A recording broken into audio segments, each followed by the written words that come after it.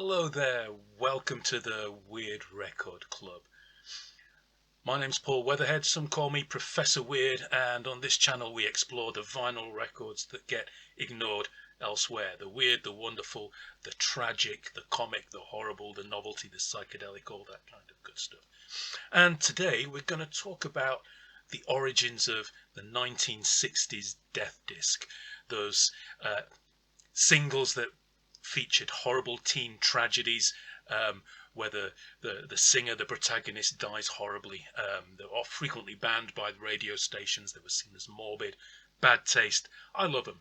And of course, the queens of the death disc were the Shangri-Las, best known for their hit Leader of the Pack, and of course, Give Us Your Blessing. And there was another one, wasn't there? I Can Never Go Home Anymore.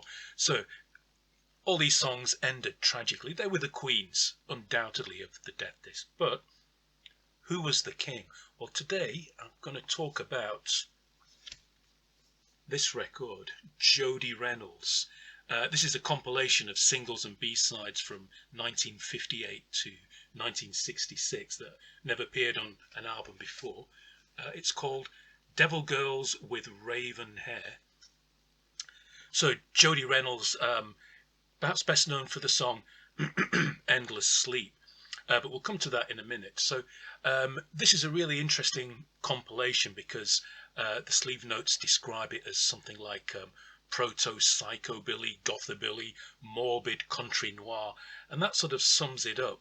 The songs are about haunted people, about murder, about death, about suicide. It's a very dark compilation, but there are some lighter moments, so we'll get to that in a minute. So if we think of Jody Reynolds' best known song, Endless Sleep, that was a hit in the UK covered by Marty Wilde, actually.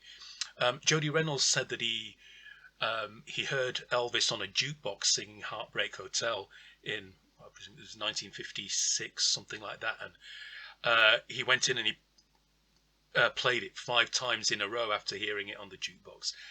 And that night, he wanted to write something that was reminiscent of Elvis's hit, something that was dark and moody and gothic sounding. And he came up in 30 minutes with the song Endless Sleep.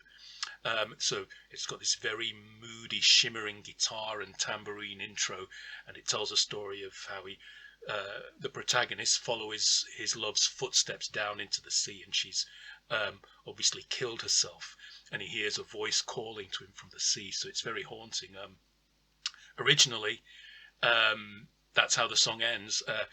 When he eventually found a record label that would release it, they insisted that he added another verse with a happy ending where he comes in and jumps into the ocean and saves her, drags her away from the angry sea. So, but it was still banned because of the sort of suicidal themes by a lot of radio stations, but it became a hit. And this was, as far as I can tell, one of the first, if not the first, death disc that sparked all the others that followed, all these strange songs in which teenagers die horribly. Except in this one, they were rescued at the end, so it has a happy ending. So if we look at the other songs on this record, you can see we've got things like The Girl with the Raven Hair, Devil Girl, Stranger in the Mirror, The Storm, The Whipping Post, and so on, The Big Tragedy. Well, 2 of the songs actually feature Bobby Gentry before she was famous for the hit Ode to Billy Joe.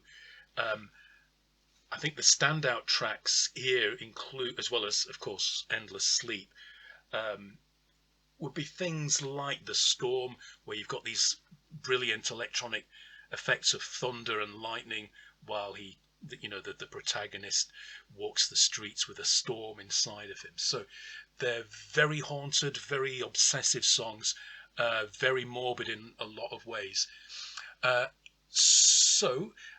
Thunder, by the way, features all the way through. There are a number of songs that feature thunder. Side 1 of this compilation is fantastic. The quality maybe dips a little bit on side 2 when we get a few instrumentals, and a few of the songs are not quite up to the brilliance, the dark, gothic, morbid content of side one. Still, it's enjoyable all the way through. Now, I would say when we get to side two, the song Where the Woodbine Twines sounds like a sort of English folk death ballad, but it says here it was written by Jody Reynolds himself. That's an unreleased song, and that's worth buying the album just to hear that.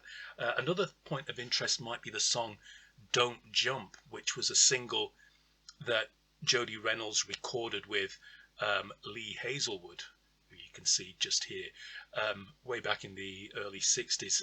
And in that one, another death disc in which the protagonist's girl is standing 10 stories above and she's about to throw herself off. And the chorus is, of course, Don't Jump. So another fantastically morbid death disc. So those themes of sort of suicide, tortured souls, murder, death, run all the way through these songs that make it a really dark treat.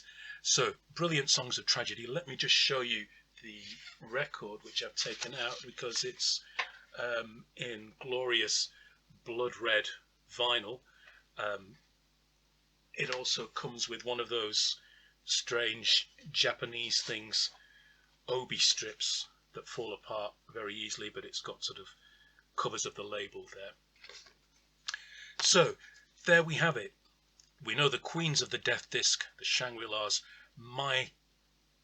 It's my argument that the king of the death disc is Jody Reynolds, and all his best early work is collected on this fantastic compilation, if you can find a copy. All right, that's it for now. I'll see you next time for another Walk on the Weird Side.